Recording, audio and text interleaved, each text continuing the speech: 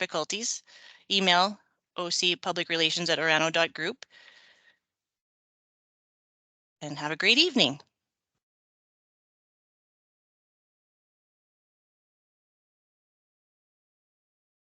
Thanks, Stephanie. I'm sure that's crystal clear for all of us.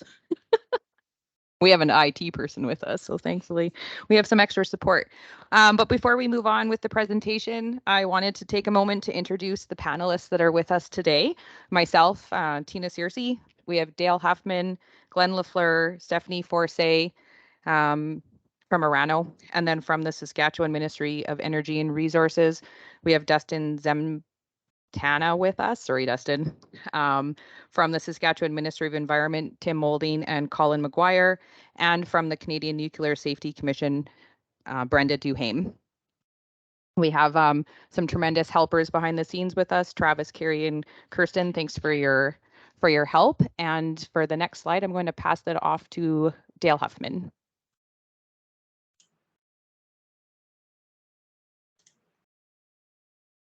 Thanks, Tina. I assume everybody can hear me okay. And I'll just turn on my camera. Yeah, we can hear you.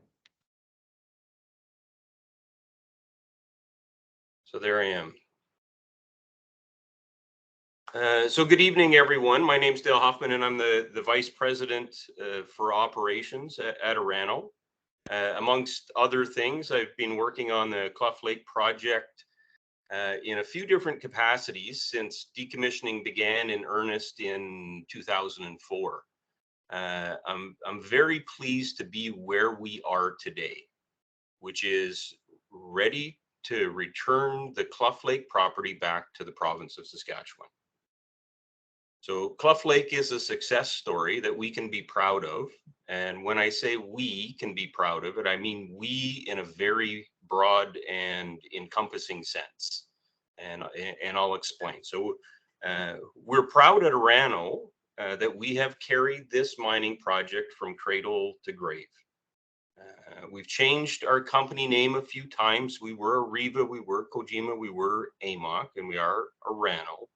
But truly, it's the same company that developed the project, operated it, and decommissioned it. We've taken care of it. Mining is a temporary use of the land, and we're returning a property that is safe to use for traditional purposes. Our local stakeholders can be proud that they have contributed to this success in various ways. Indigenous and non-Indigenous stakeholders gave us guidance early on in determining the criteria for success at Cluff Lake, which we've met.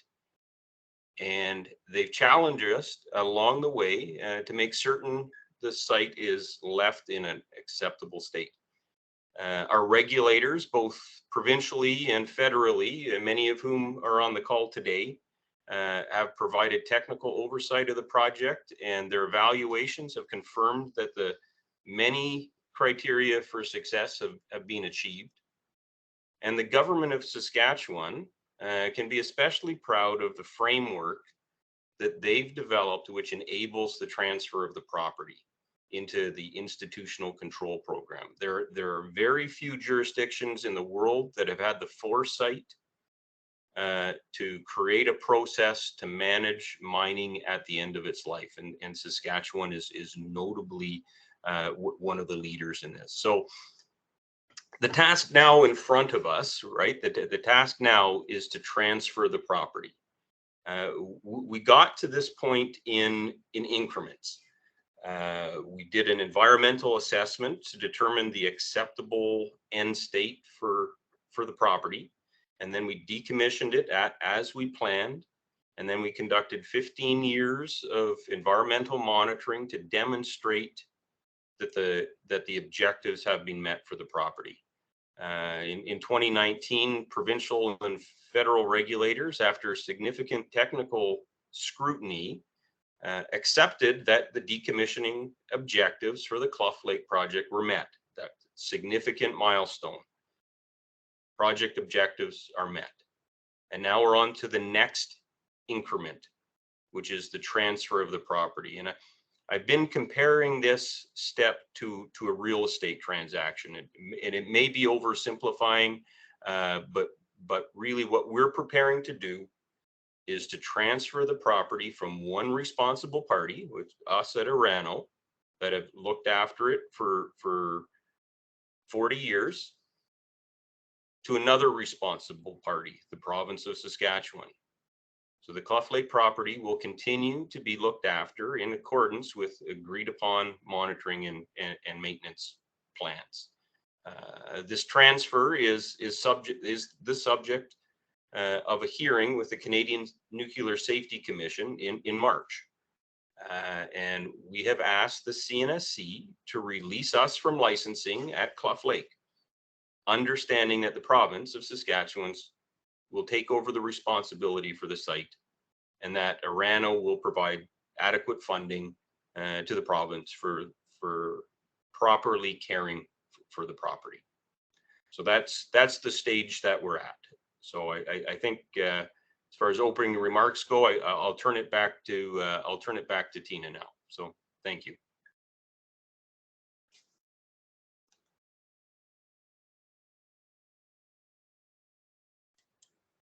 Thank you, Dale.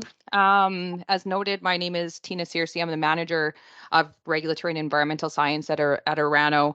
And for all the things that Dale mentioned in his opening remarks, I'm super excited to be here tonight to give you an overview of the decommissioned site, where we're at, where we're headed, and hopefully answer a few of your questions. Some of them we've received in advance, and some of them are coming in while we're here. If we're not able to answer your questions tonight, we might not have the right person with us.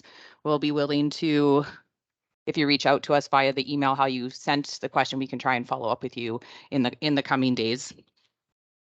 Next slide, please.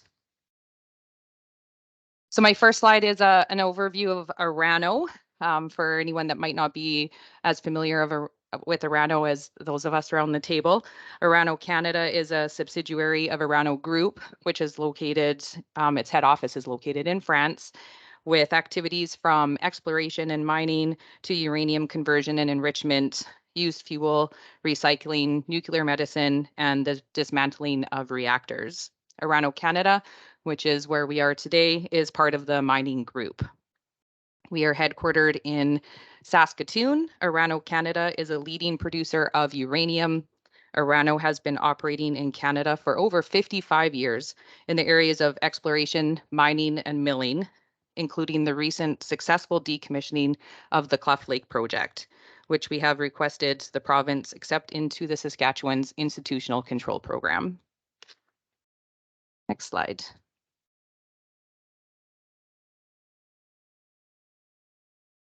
So we have a figure on this slide that's trying to show the location of Cluff Lake in proximity to the rest of Saskatchewan, but it is located in northwest Saskatchewan in a region referred to as the Athabasca Basin on Treaty 8 territory and within homeland of the Métis.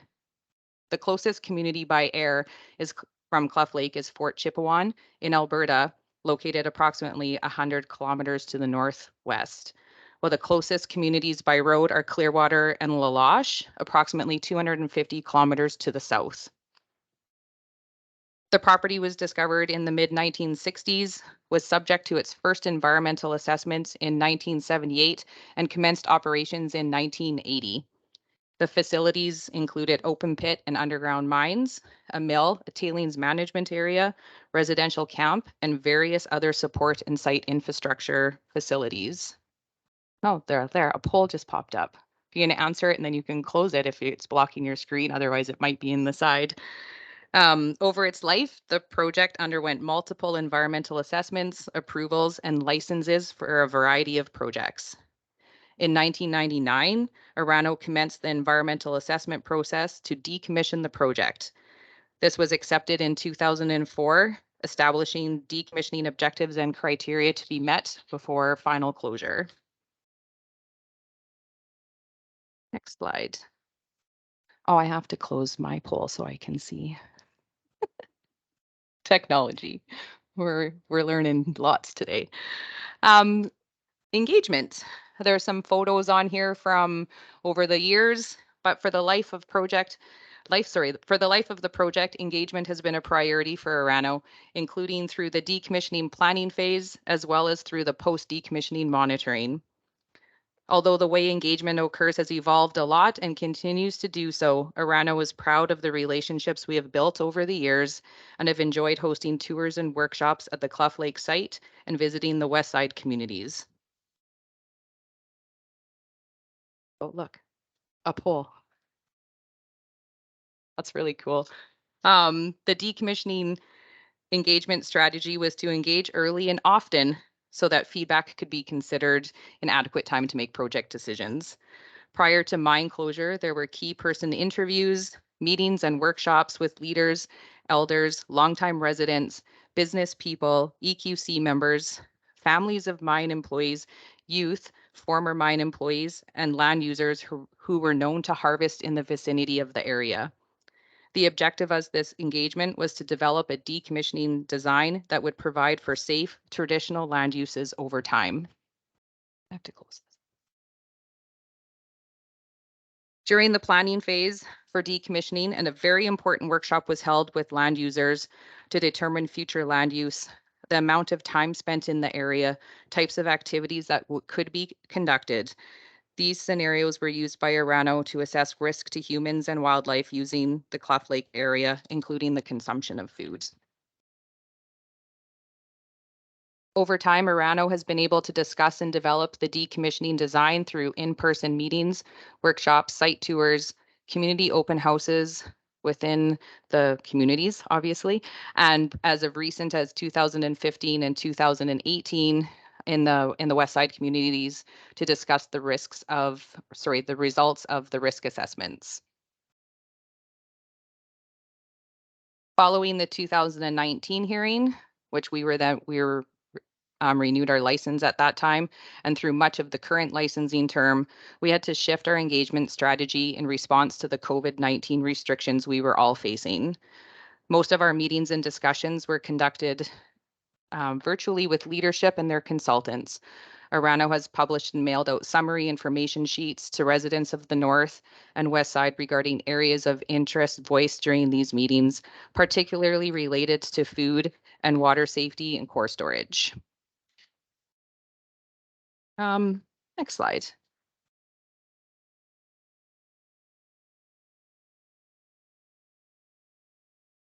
So as noted, the decommissioning of the site is considered complete. The majority of physical decommissioning was completed from 2004 to 2006. The site then entered a post-decommissioning monitoring phase. Since then, Orano has been conducting post-decommissioning monitoring and studies for almost 20 years to determine the site is behaving as predicted and will remain to do so. In 2019, regulators acknowledged that the approved decommissioning objectives had been achieved. This means the water is safe, radiation levels at site are safe for traditional land use. The design of the decommissioned facilities ensures the water running off or through them is safe for the downstream lakes. The site looks similar to how it looked before mining, as close as reasonably achievable, and it is considered safe for humans and protective of the environment. Originally, the property boundaries were over 4,000 hectares. Through reclamation and decommissioning, Orano has been able to reduce that size to just over 300 hectares. Those are the yellow spots that are shown on the screen in that figure now. If you're like me and you don't really know how big a hectare is, I looked it up, and a CFL football field is just under 1 hectare. So the remaining area in yellow that is currently part of our surface lease and will be subject to return back to the province is just about 280 football fields. If that makes it more relatable, I'm not sure. So as I just noted, the remaining property in the area of yellow shown on the screen requires long-term monitoring and is in the area Orano is asking to transfer back to the province. Next slide.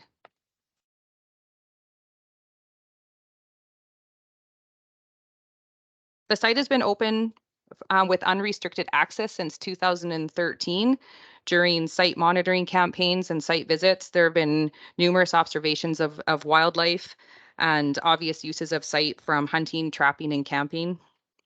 This slide shows a few key areas of the decommissioned Cluff site from near the end of operations through decommissioning and post-decommissioning periods. So these images are taken progressively from 1999 through to 2019. As you can see in the images on the slide, vegetation has grown back. You can see the photos taken in 2019 were taken in the fall, while the others were taken in the summer. The area is stable. There's a pole. There's a pole. The area is stable in achieving performance predictions, remaining protective of the receiving environment.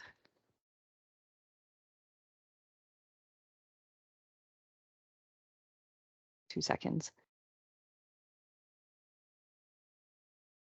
Because I'm done. Next slide, please. The site is safe now and for the future.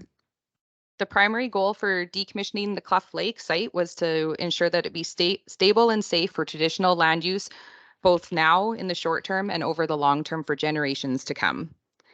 Since decommissioning was completed in 2006, like I said, we've been monitoring and conducting studies to measure recovery and performance. We've conducted studies to evaluate the potential health effects of people visiting and using the site. These risk assessments have concluded that the site is safe for people who may hunt, fish, drink water, and gather things such as tea, berries, or firewood from the area. The risk assessment concluded that food from and near the decommissioned mine site is safe to share with extended families, including children. Land use information used in the human health risk assessments, like where and how often people will visit the site and what and how much food they might consume, comes from interviews and workshops with local land users and rights holders, including EQC members, Athabasca, Chippewa First Nation, Clearwater River Dene Nation, trappers registered in the N22 fur block, outfitters, Westside community members.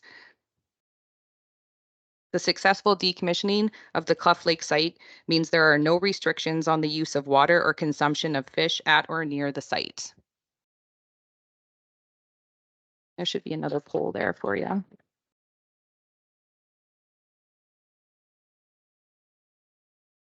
Next slide, please.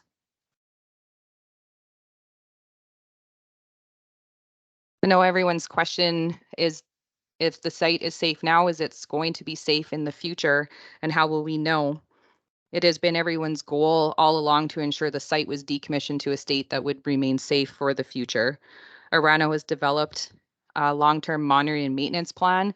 It has been reviewed and accepted by regulators, and we are currently reviewing feedback from numerous rights holders, with a final plan resulting from these discussions to come. The first draft went to the regulators in late 2019 when Orano started requesting reviews and feedback on the plan from rights holders and Indigenous leadership in early 2020. Orano's goal was to ensure that the areas of use and significance are monitored and will continue to be monitored to ensure land users are comfortable with using the site and that culturally significant areas remain protected.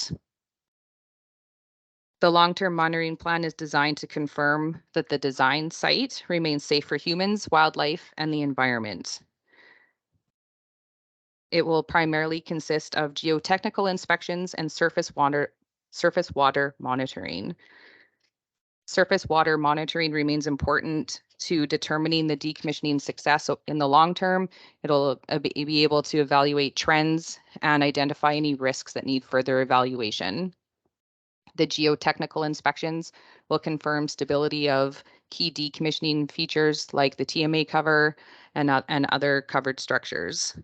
It will monitor areas for public safety concerns like significant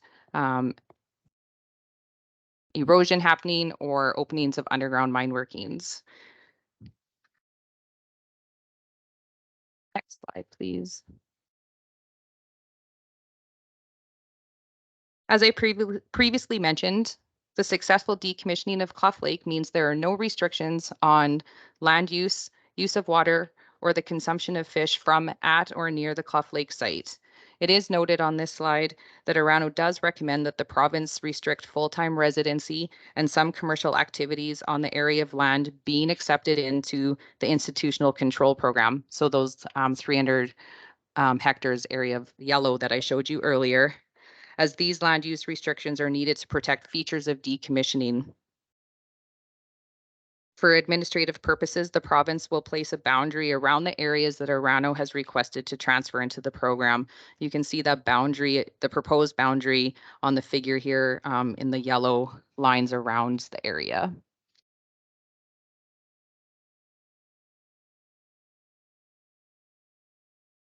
So where are we at and where are we going? Some of the next steps are discussed on this slide. With the Cluff Lake site fully decommissioned, safe and stable, Orano has requested to transfer it into the institutional control program. This is a legislated program by Saskatchewan that protects the government and taxpayers from the burden of managing old mine sites. The program ensures companies decommission sites adequately with low remaining risk, and it ensures that any ongoing costs for monitoring and maintenance are at the expense of the company and not of the taxpayer. The program will protect areas of land to make sure they are only used for appropriate uses in the future, so that decommissioned sites are not disturbed by other developments. As discussed, a long-term monitoring and maintenance program has been proposed by Orano, and we will provide a sum sufficient to cover the monitoring and maintenance costs, as well as provide funds to cover a worst case scenario failure event. Next slide. I think this might be my last slide. We often hear these two areas of interest that come up. One of them is related to core storage that remains in the area. There is core storage near the Cluff Lake site. However, it is not a part of this request and will remain in place for care by Orano. Additionally, we often get asked about radiation clearance at site. With the sources of radiation removed or managed, the site underwent a number of surveys and monitoring to confirm radiation levels were within regulatory limits for members of the public. This clearance has been in place since 2006. Next slide. So even though Glenn went through the agenda twice, I mixed it up. The video was on the agenda as coming last, but we're going to watch it now. It's about a 6-minute video, and it's probably going to go into a little bit more details than I did on decommissioning. And I think it's a very well done slide, and you can find it on YouTube should you need to watch it again later, and it's translated on YouTube in Dene and Cree. And you can also use this time to submit questions to the Q&A function or to the email shown on the screen.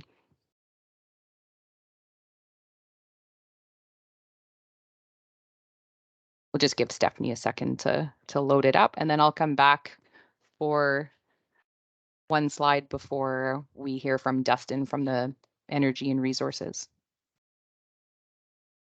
Yep, just bear with me 2 seconds. All the practice in the world can't get away from technical difficulties. We have IT with us.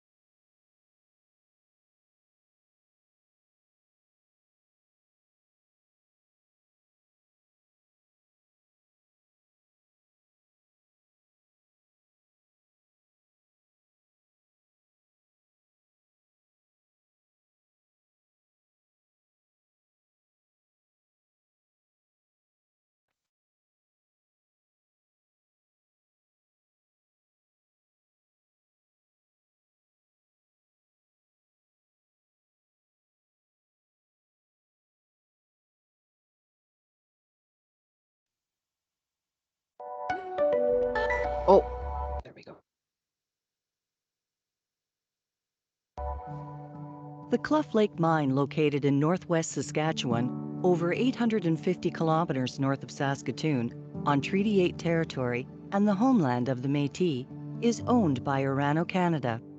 The mine operated from 1980 through to 2002, when it was officially shut down after 22 years of production. At its peak, the Cluff Lake operation counted about 300 employees. Over half were residents of northern Saskatchewan. The mine site included 4 open pit mines and 2 underground mines. There was a mill complex to produce uranium, several buildings such as warehouses, a water treatment plant, a tailings management area to manage waste, the germane camp to house employees, and an airstrip to bring employees and supplies to the site. Although uranium was the primary product, Cluff Lake also produced gold from 1984 to 1988.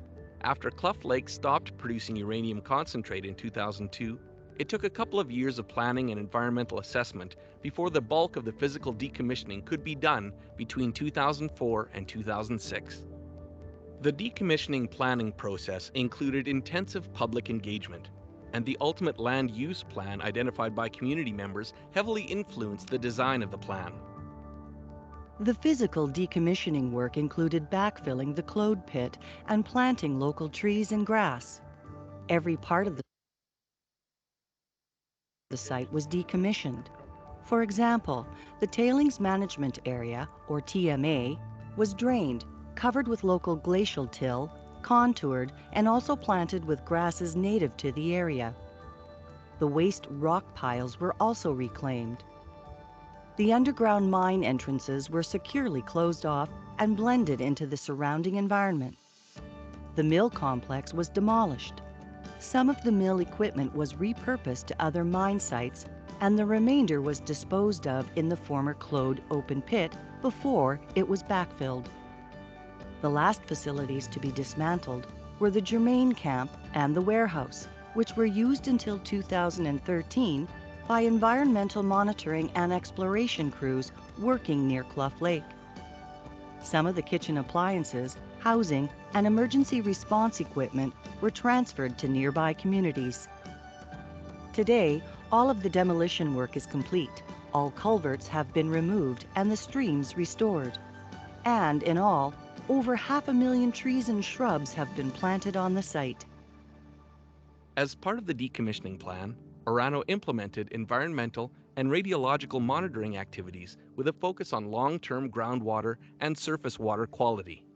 Although we no longer have a full-time presence at Cluff Lake, the monitoring of the site continues, and the findings are reported to provincial and federal regulatory agencies.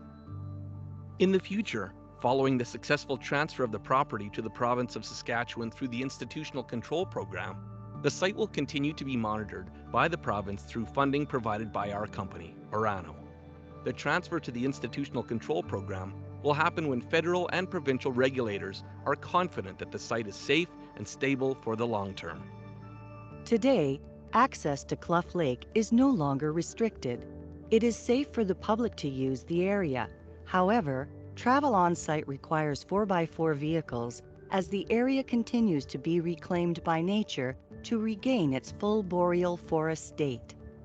Our environmental monitoring results demonstrate that it is safe for people to use the site for traditional purposes, such as hunting, fishing, gathering, or trapping. Our on-site water monitoring indicates that metal concentrations meet the water quality objectives established for decommissioning the operation. And, in the long term, the Institutional Control Program will provide ongoing assurance that the site remains safe. The Institutional Control Program is designed to protect the public from the costs associated with closed mines. Under this program, Orano is responsible for providing funding for the continued monitoring, potential maintenance, and unforeseen events at the site in the future. The Cluff Lake site has been responsibly managed by Orano and its predecessor companies from cradle to grave. From exploration through operations and decommissioning, all the activities were planned, assessed, and approved, considering the health and safety of workers and the public, as well as the protection of the environment.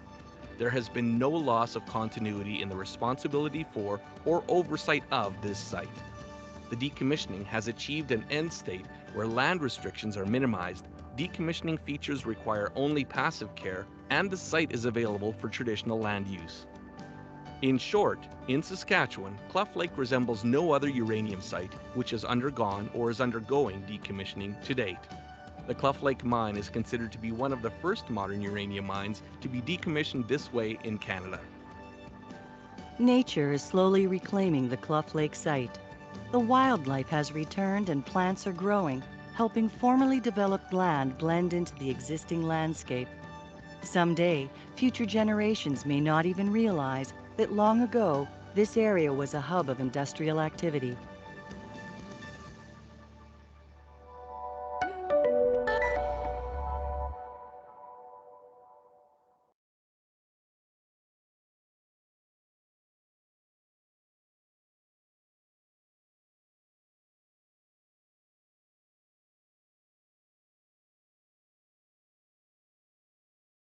Whoa. I'm back. We're waiting for Stephanie to load up the, it's just me, the slide deck. Hope you enjoyed that video. At least you got a break from hearing my voice for a second, and it's available for your continuous viewing pleasure on YouTube in English, Dene, and Cree. In closing, the Cluff Lake site has been decommissioned and is ready for safe traditional land use. Cluff is one of the first uranium mines that was handled from cradle exploration to grave fully decommissioned. It is fully funded by the mining operator. The province of Saskatchewan is a responsible authority to oversee the long-term performance of the remaining parcels. The transfer to the province through the institutional control program is a very logical step offered by the province to administer the site for future generations. Funding is paid by the mining operator and supports the transfer of ownership. That's the end of Orano's presentation for the evening. We'll be back after Dustin's presentation on institutional control.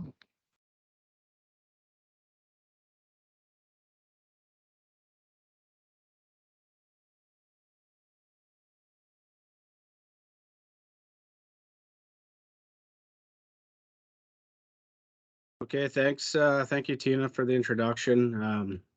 As stated, I'm Dustin Zmetana.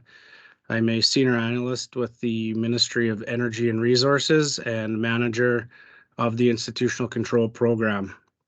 I'm here today to provide an overview and explain the functionality of the ICP. Next slide, please. So institutional control are those mechanisms and actions or arrangements implemented in order to maintain control or knowledge of a waste management site. It's a formal regulatory process that allows a proponent of a closed mine or mill site on Crown lands to transfer the site responsibility back to the province when activities have ended and remediation is complete. The government of Saskatchewan's successful administration of the ICP promotes sustainable mining in the province and has been recognized nationally and internationally. Next slide, please.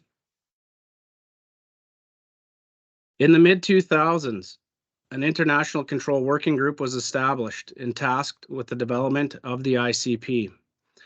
The group consisted of senior officials from the Ministries of Environment, Government Relations, Energy and Resources, Justice, Finance, and Executive Council, which undertook consultations with federal regulators, industry, Indigenous nations and communities, special interest groups, and the general public. For the government of Saskatchewan, ICP was designed for ministers and their respective ministries to manage the program. And in 2007, the Reclaimed Industrial Sites Act and the Reclaimed Industrial Sites regulations were approved to implement the ICP. In an effort to reduce any perceived conflict with provincial regulators, the Ministry of Energy and Resources was assigned the administrative role. Next slide, please. ICP is a voluntary program that provides many opportunities and benefits to local area residents by instilling confidence for proper mine closure and allowing opportunities to regain access to reclaimed areas for traditional land use. And to the public, by confirming funding for long-term monitoring and maintenance of sites by placing those associated costs on the mining companies and ensuring the health and safety and well-being for future generations.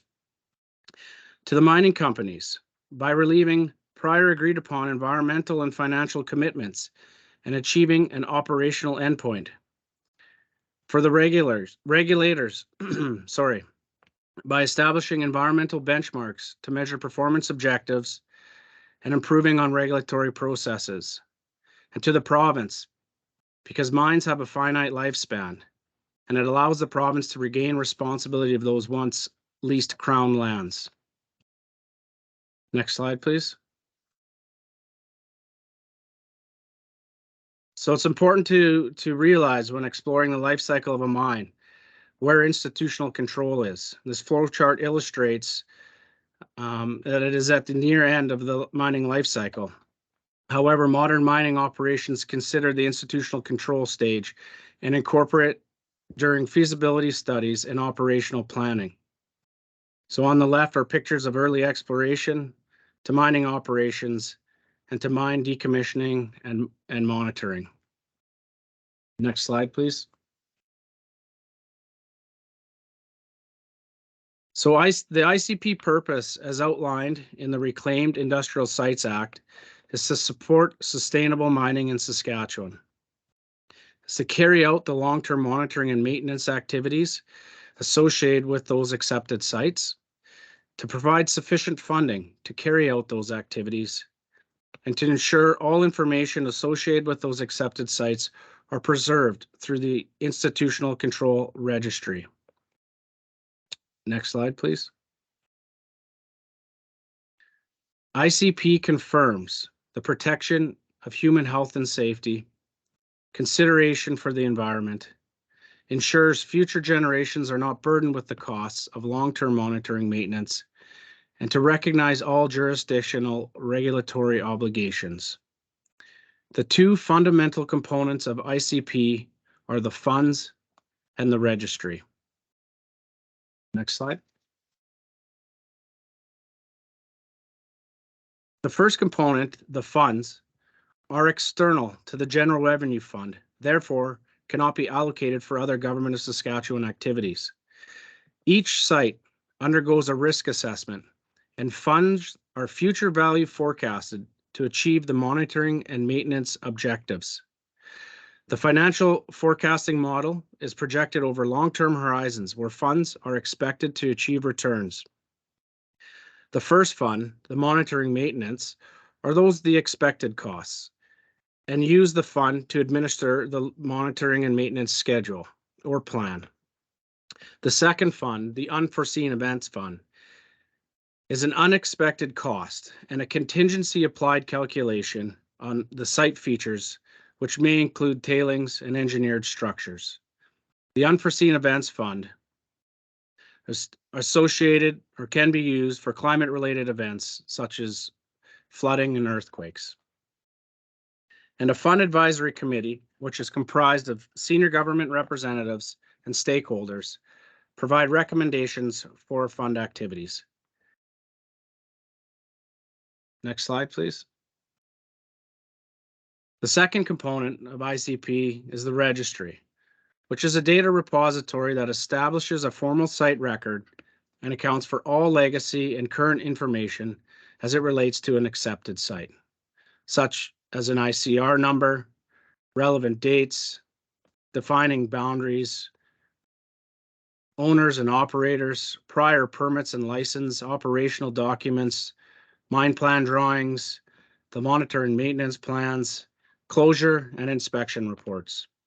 The registry is accessible to the public and reports are maintained on the Government of Saskatchewan website. Next slide, please.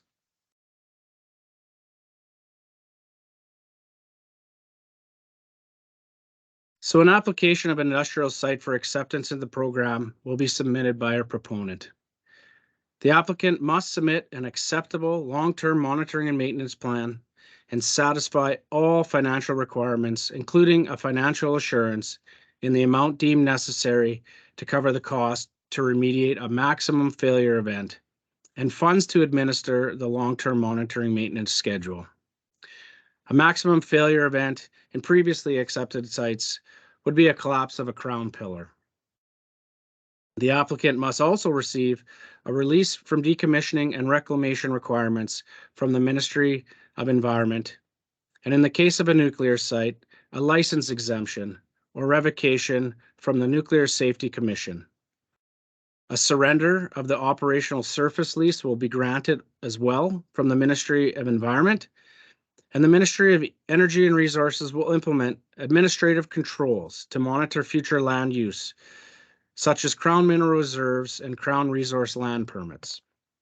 When these conditions are all satisfied, formal acceptance of the site is recorded in the registry.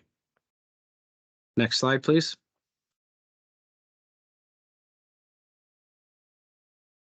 The management of the ICP is to publish annual reports describing the business of the funds along with financial statements, is to prepare an institutional control report every 5 years that must be laid before the Legislative Assembly. It is to administer the monitoring and maintenance schedule by procuring qualified businesses, conduct site inspections, and communicate those inspection conclusions. It is to publish and update the registry report as new sites enter the ICP, and to review program legislation every 5 years. Next slide, please.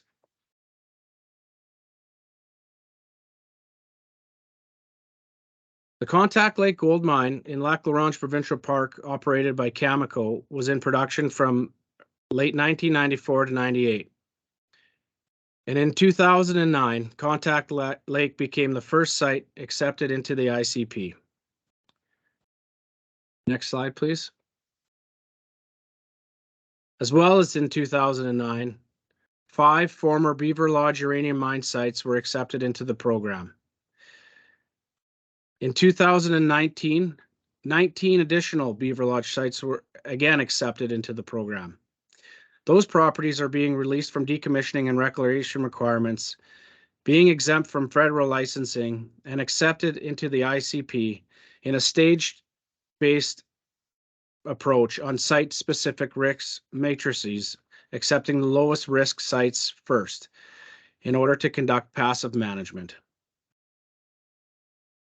Next slide, please.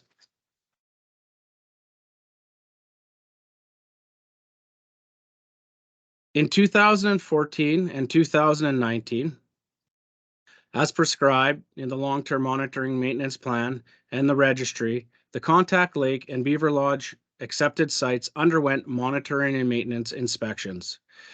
Pictures on the slides are of past inspections that include on-site visitations, reporting on topographical features, human activities, water analysis, gamma surveys, vegetative surveys, and engineered structure analysis. The inspection reports are reviewed by the Ministry of Environment and the Ministry of Energy and Resources and are available for public distribution. The inspections confirm that the sites accepted in ICP continue to be environmentally sound. Next slide, please. To date, there are 30 sites accepted into the institutional control program. 24 of those sites are associated with the Beaver Lodge uranium properties. There are 4 legacy uranium satellite sites associated with Project Cleans. There is 1 former gold mine, Contact Lake, which I earlier discussed, and there's 1 silica sand mine. Next slide, please. The immediate future for the ICP is to review and assess the final assessment of the 18 Beaver Lodge uranium sites that were subject to a March 2022 CNSC hearing. Next slide, please.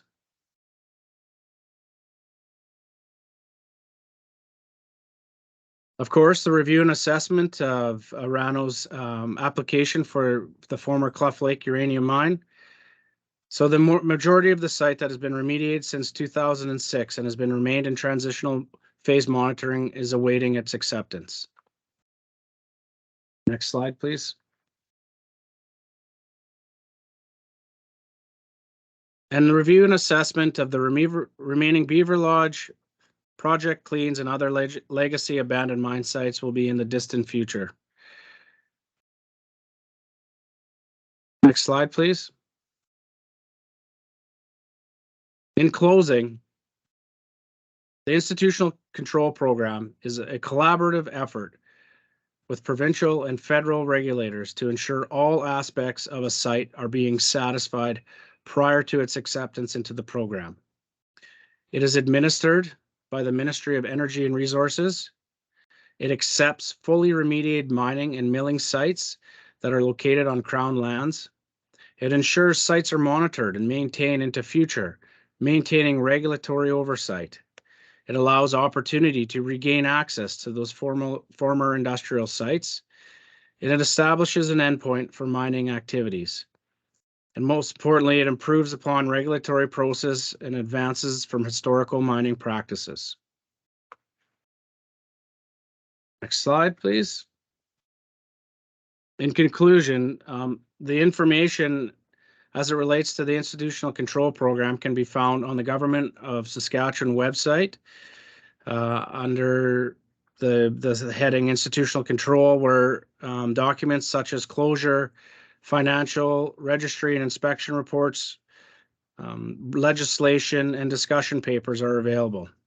Or you can contact myself, the email on the screen, if you would like to have any further information on the ICP.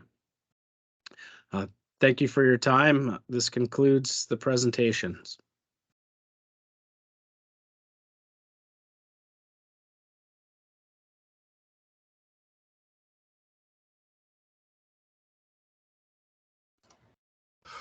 Okay. Glenn LaFleur is back. We're going to go through the the questions.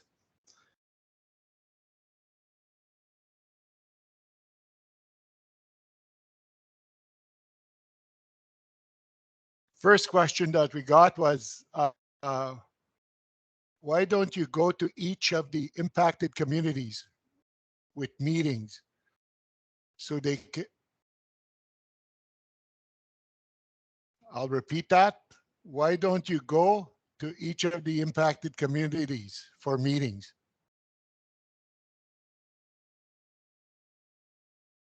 Thanks, Glenn. I can take that one.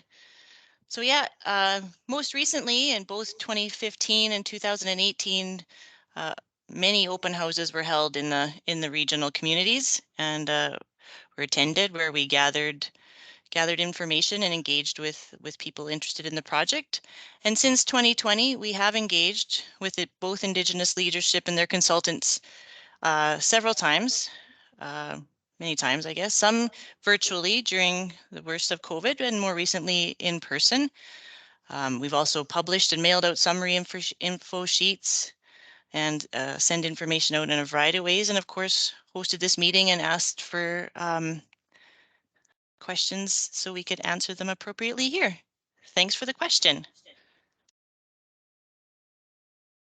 Okay. Next question.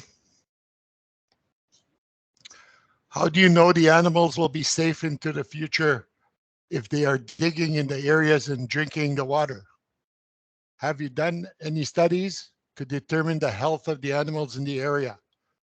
And I'll get Tina to answer that question.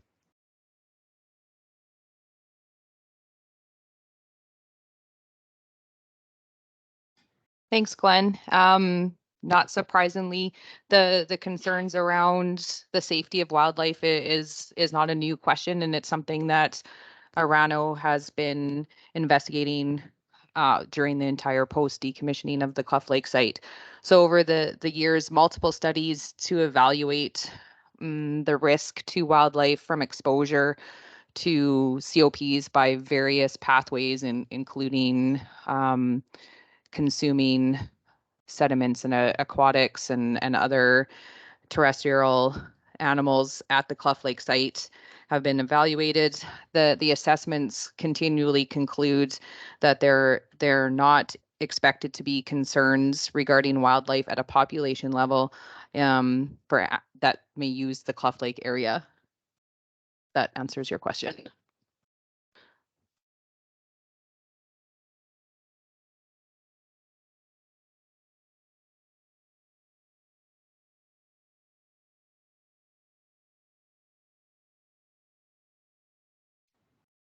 Thanks, Tina. Next question. How much money have you required from Orano to be set aside for future environmental problems? And I will direct that question to Dustin.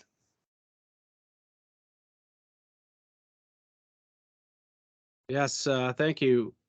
So in order for an acceptance into the institutional control program, monitor and maintenance fund calculations are required. We are nearing final assessment of those funds. There are many contingencies in place. Currently, an approximation funding amount for the monitoring and maintenance fund is roughly $1.1 to $1.2 million.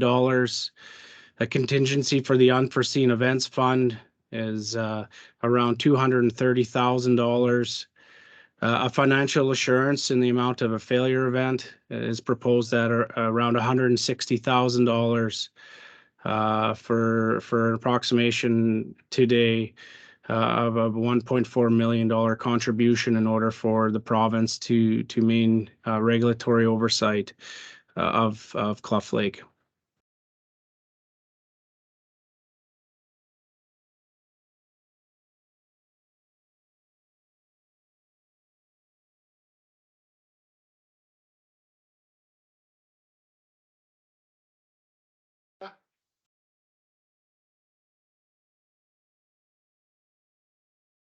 Thank you, Glenn. I don't want to be presumptuous on my response. There's a lot of things that needs to line up before the final transactions are in place. Of course, we're going to a hearing in March with the CNSC Commission. It's a public hearing.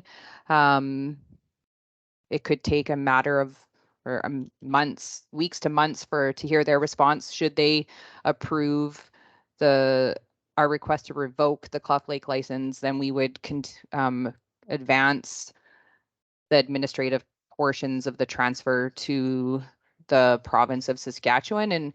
And should everything line up lovely, I would hope that we would be in place to have final sign off by the end of this year. Thank you, Tina. Next question.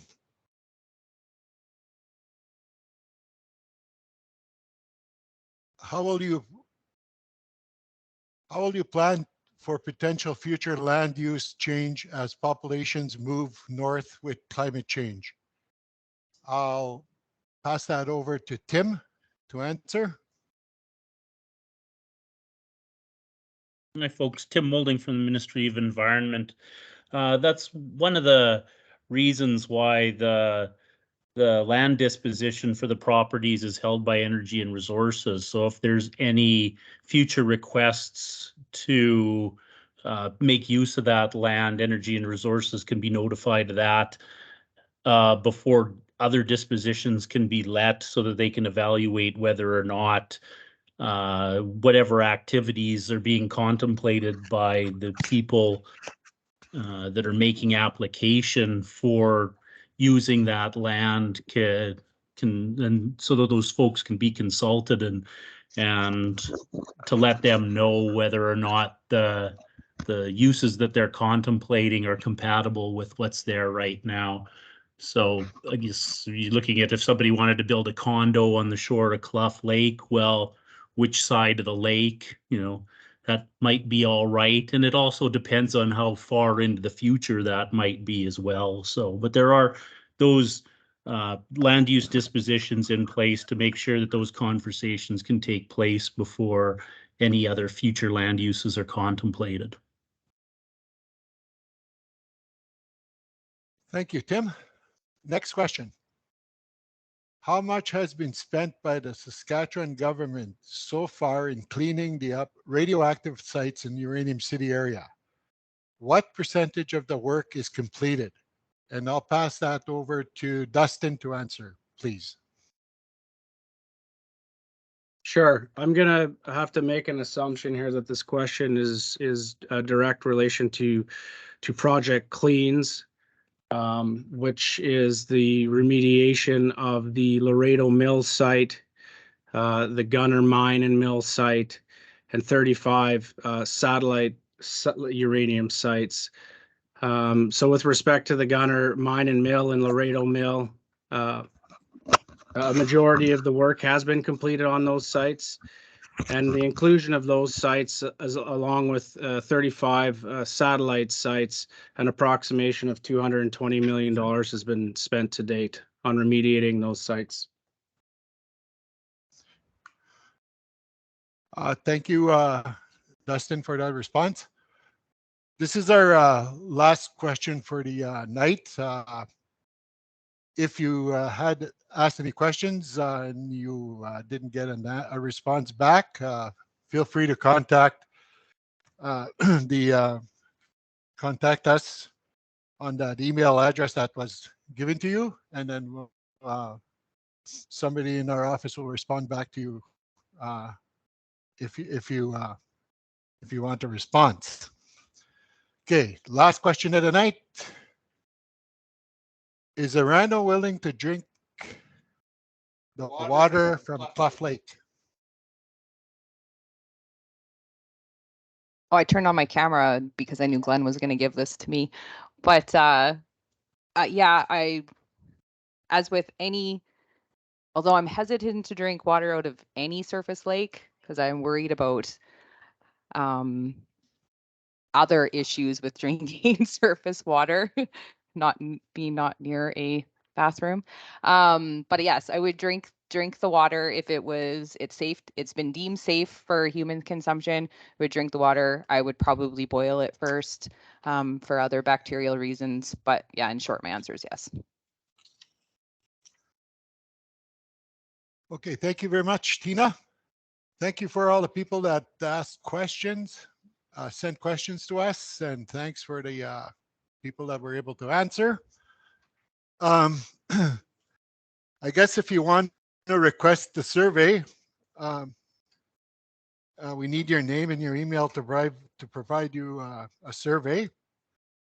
And we thank you for hanging out with us this evening.